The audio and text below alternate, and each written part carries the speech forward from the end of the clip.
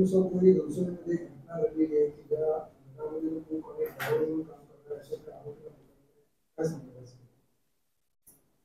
गुन्हा 14 तारखेला हा झालेला आहे. संध्याकाळी 7:30च्या सुमारास भूमी अस्करमध्ये त्या महिला राहतात आणि त्यांच्या घरी संध्याकाळी 7:30 वाजता हा पूर्वी त्यांच्याकडे कुक आणि ड्रायव्हर म्हणून काम करणारा इसम होता. तो काम पैसे पूर्वी घेतलेले पैसे मागण्याच्या बहाण्याने गेला आणि त्यांना बंदुकी सदृश्य वस्तूचा धाक दाखवून त्यांच्याकडून 30,000 रुपये अकाउंटमध्ये ट्रान्सफर करून घेतले आणि ते कमी म्हणून त्यांच्या गळ्यातली चेन त्याने काढून द्यायला लावली आणि सदरचा गुन्हा हा दाखल झालेला आहे पोलीस स्टेशनला 422/2024 कलम 309/4 BNS नवीन कायद्याच्या आणि पूर्वीचा 392 म्हणजे जबरी चोरीचा गुन्हा दाखल केलेला आहे. कसं त्या महिलेला वगैरे त्यांनी कसं त्रास वगैरे दिला नाही, फक्त त्याने अमाऊंट आणि चेनच घेतली असं काही महिलेला चिडचिड नाही. त्यांच्याकडे पूर्वीपासून तो ओळखीचा होता त्यामुळे त्याला घरात एंट्री मिळाली. कुक कम ड्रायव्हर म्हणून तो काम करत होता. 3 वर्ष काम केलेलं आहे आणि साधारण 8 ते 9 महिन्यापूर्वी त्याने तो जॉब सोडलेला आहे आणि त्यामुळे त्याला घरात एंट्री मिळाली. 58 वर्षाची महिला आहे आणि हे झाल्यानंतर तो तिथून पळून गेलेला आहे. त्याच्यानंतर हा गुन्हा दाखल झालेला आहे. गुन्हा दाखल झाल्यानंतर आमचा तपास चालू झाला.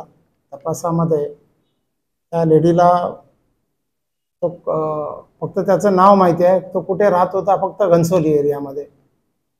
अशा प्रकारे त्याचा आम्ही शोध घेतला. त्याचं डिटेल काढून त्याला आम्ही गुप्त बातमीदार आणि आमचे सोर्सेस आणि बाकी टेक्निकली ॲनालिसिस करून त्याला आम्ही काल ठाणे परिसरातून वैतीनगर तिथून ताब्यात घेतलेला आहे आणि बाय नेम गुन्हा असल्यामुळे त्याने इमिजिएटली तो ॲग्री केला आणि अकॉर्डिंगली त्याने ती चेन ती रिकवर केलेली आहे त्याच्याकडून.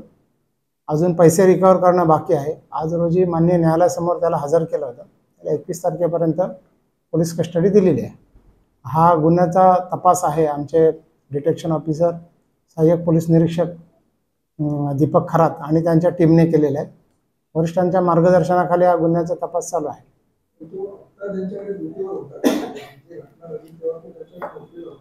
नाही, त्याने साधारण 8 ते 9 महिन्यापूर्वी त्याने तो नोकरी सोडलेली आहे आणि आता सध्या तो काही काम करत नाही.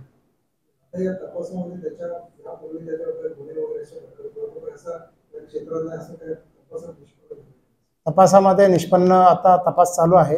त्याच्या विरुद्ध त्याचा प्रिव्हियस अँटिसिडेंट आहे.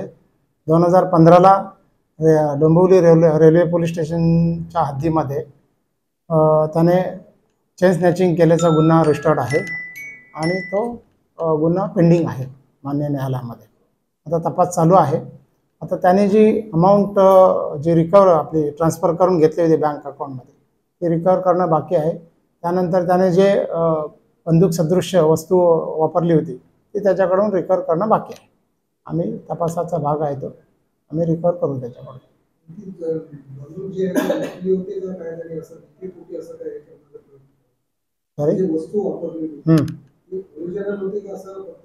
नाही, आता ते तपासामध्ये निष्पन्न होईल. परंतु आत्तापर्यंत जो तपास केलेला आहे आम्ही त्याच्यामध्ये आहे की ती बंदूक सदृश्य म्हणजे ती खरी बंदूक नव्हती. त्याच्याकडून ती टॉय गन सारखी छेऱ्याची जी पिस्टल असते ती वापरली गेलेली आहे. ते आता आम्ही तपासामध्ये 21 तारखेपर्यंत गुन्ह्याची पोलीस कस्टडी दिलेली आहे. त्याच्यामध्ये आम्ही त्याच्याकडून रिकवर करण्याचा प्रयत्न करतो.